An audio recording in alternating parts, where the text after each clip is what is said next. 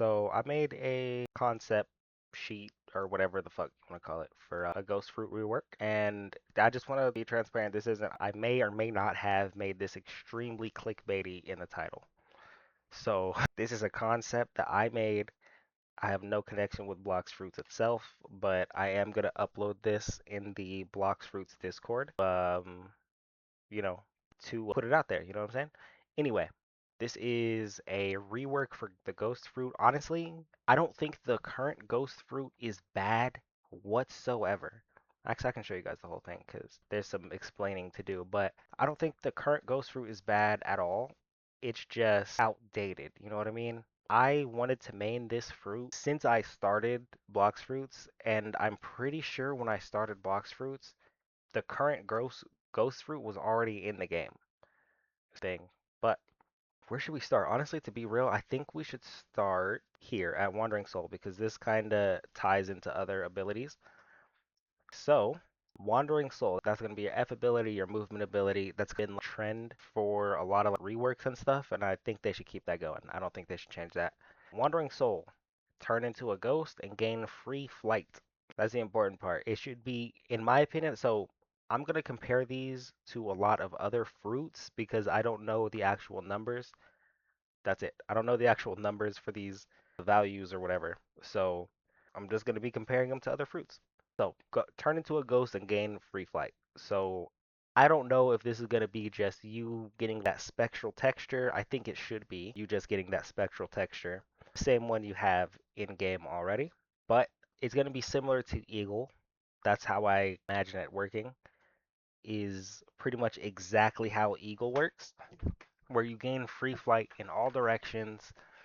You fight normally, you can switch weapons, you can do whatever, right? So that's what Wandering Soul is. I think it should be slower than Eagle. That's another thing. I did put it in here just because I'm uploading this, so I want to be clear about what things are for balance purposes. Now let's move up to the passive. So the passive pretty much stays the exact same. You revive at 50% HP, and you're stuck like that until something happens. Soul Eater, actually. That's what becomes Soul Eater when you've already died, because you're going to be stuck in that wandering soul state. All right? And I think that's really the only change that I made there. And I didn't actually arrange this right. But Soul Eater, well, how about we go to that next? So after you get revival, your F move will turn into Soul Eater. So it will no longer be Wandering Soul because you're stuck as a Wandering Soul already. And there's nothing you can do about that unless you kill a boss or another player. Because part of this passive up here, I didn't actually put it in here, but part of this passive, I would like it to be like whoever you kill, whether it's a player or a boss, I don't think regular NPC should count. The game should remember who it was and get that player data. I don't know exactly how it would work. I'm not a Blox Fruits dev. I'm not a Roblox dev at all. But I think it should remember who you killed in some way so that you can use that player's abilities. If you manage to kill a dragon user, you get you get that player's soul. All right? And I think that would be really cool. Or if you got kill Cake Queen or something, you get Cake Queen soul, which is cool. If it's a boss, 50% HP. And no more, no less. I don't think any more than 30% should be happening. I don't think any less than 30% because most people can die in 1 to 2 combos already. So giving someone less than a third of the original HP dead after they should already be dead pretty quickly after one less than one combo. Then Soul Eater. Right. Soul Eater is going to be what can get you out of Wandering Soul because you're trapped like this after you revive. You can't just press F and get back out of it if you activate it yourself. Also, you can't, if you do activate Wandering Soul yourself, you cannot get revived. If you're in Wandering Soul, when you get killed, you're stuck. Like you just die. You don't get any second chances there. You have to deactivate Wandering Soul in order for that revival to take effect. And I think that's a good way to balance free flight, even though it's slower than Eagle and Eagle can catch you with not too much effort. I think that's a good way to balance it. because Wandering Soul would be insane once you take into account some of these other abilities, but we'll get to that. What else? So you consume a soul with Soul Eater and you get your full resurrection back. So now you have to decide, are you going to summon clones or are you going to resurrect yourself? Now I think we can move up to the M1s. The rest doesn't really tie into much, but they can all work together and you'll see how. I think you'll connect how anyway. M1, I'm calling it Spectral Grasp. I think you should fire a spectral clone of yourself, the same way it already works. I know they can make clones of you as a ghost. Make a spectral clone of yourself to reach out. Has a little bit of tracking to it because M1s are kind of hard. Ranged M1s are kind of hard to hit sometimes. Eagle has zero tracking, and since these are going to be moving slower than Eagles M1s, I think they should have a little bit of tracking to it. But I think the clone should grab onto the enemy, probably latch onto their back or something, and it should stun them for like, I don't know if half a second is too long. That tends to be how long stuns last already. So I think half a second is pretty good. Most stuns don't actually last that long, but I think half a second for this one is going to be really good. Make the damage low. So Eagle, if you're only M1ing, should outdamage this per shot, I'm saying. Eagle can already shoot faster than I want this to shoot, but I think per shot, this one should damage less because Eagle's M1 doesn't actually stun you all really. I think it just explodes and you take a little damage. I think you get lifted up a little bit when it explodes, but so does everything. I don't think it stops your movement.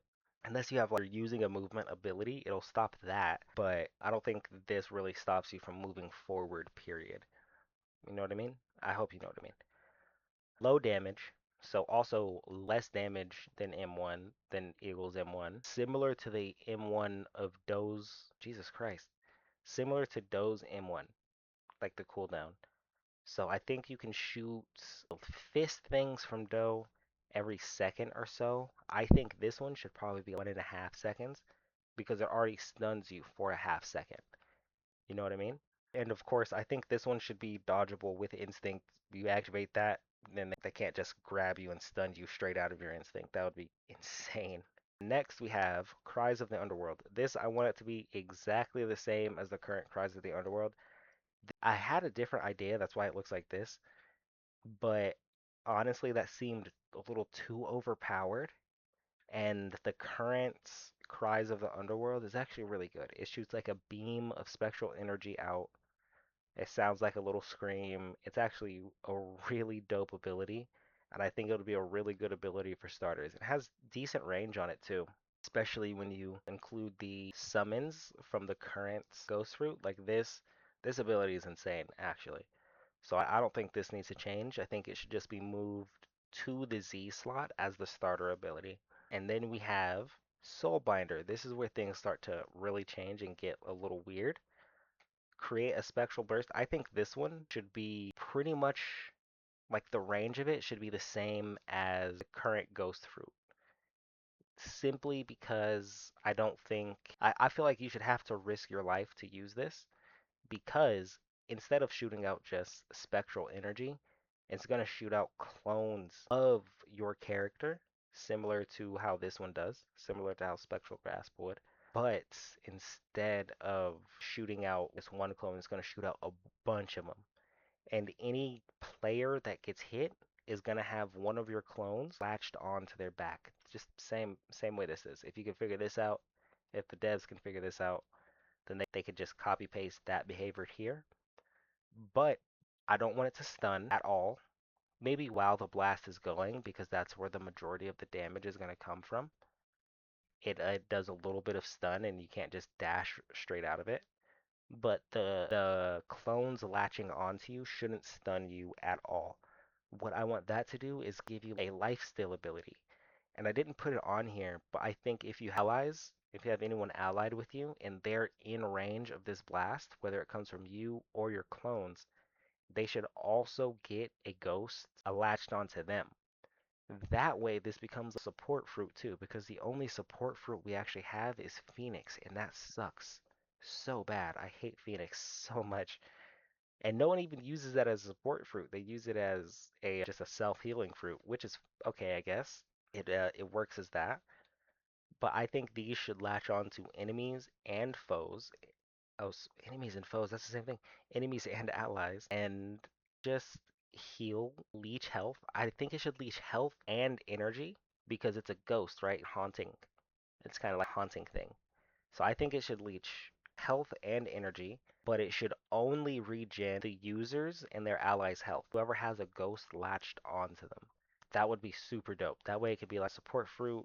I don't know if it's like the more people, the more allies it's attached to, the more the health is split up or something. I'm not sure, but they can decide that balance on their own. I think they're not totally inexperienced, so myself. This ability is probably my favorite, and this is like I thought of this, and then I was like, man, like a whole ghost rework would be sick. Dead Man's Parade. All right, dude, this would be super sick. So I'm thinking you create, you press the button, right, and you create a zone size of the Dragon Sea move, how it's like a cylinder that goes all the way up. I think that's like perfect thing. I don't want it to be like a circle control does. I don't think I want it to be something that compares to the dragon fruit, even though this fruit itself doesn't compare to the dragon fruit. That's size wise. But I want this to make like a big spectral zone, a graveyard, if you will, you know what I mean? And while it's active, you become spectral. It's not exactly wandering soul. I don't think that's a good idea. But you have like that spectral skin, so you blend in with these ghosts a little more because I want the ghosts to be like a distraction, confusion, or whatever. All the ghosts only have 1 HP. They spawn in not slowly, but maybe one every second or half second. So it's not immediately overwhelming. Maybe you start with like 5, you know what I mean? 5 in the zone just in case, or maybe 10 or something. But I want there to be a lot at the end of the day. I want there to be a ton of these guys. I don't know how many exactly, but anyway, the clones are going to run, some are going to dash, some are going to fly. They're going to move similar to a normal player, but each one is going to be doing stuff randomly. It might be flying in the air, then it starts dashing or something, because this whole ability is mostly for confusion. Of course, it's going to do a little bit of damage because I want the clones to have 1 HP to be super easy to kill. But if you strike them, they pop and like explode or something. So that does some damage. Also, what I want is to be similar to Control, how when you hold it, it closes the zone. But when you tap it, instead of changing how the zone works, you just swap places with whoever's close to your cursor. This is you right here. If you have your cursor here, you tap it, and boom, you guys switch. I think that would be super dope because that adds on to confusion, right? You have all of these ghosts flying around you. They all look like the exact person you're trying to hit, and boom, they're behind you now. You know what I mean? I think that would be so freaking sick. And the explosions don't need to do a ton of damage. And honestly, this whole ability is super counterable because let's say someone uses Control Z, V, they use Control V, and they like that damages the entire zone, right? So it would wipe out most of these ghosts in one hit, but they wouldn't take damage because they're dashing around so fast. But all of these ghosts would be wiped out. Most of your ghosts would be wiped out. If someone uses Dragon C, I think that's what it is, it shoots that raining firestorm, and that would be big enough to wipe out every ghost in here. And if it's Dragon West, it's a ranged attack, right? So they would literally take no damage. I think that would be super cool because it still remains counterable. None of these ghosts should be able to track the enemy. They should just fly around and just really confuse. They should be like a confusion tactic. Might help you escape, might help you just do whatever you're trying to do, set up a combo or whatever. And of course, you hold Z to close the zone. The V move. So this isn't too different, still summon 2 clones as default. But with the Soul Eater, right?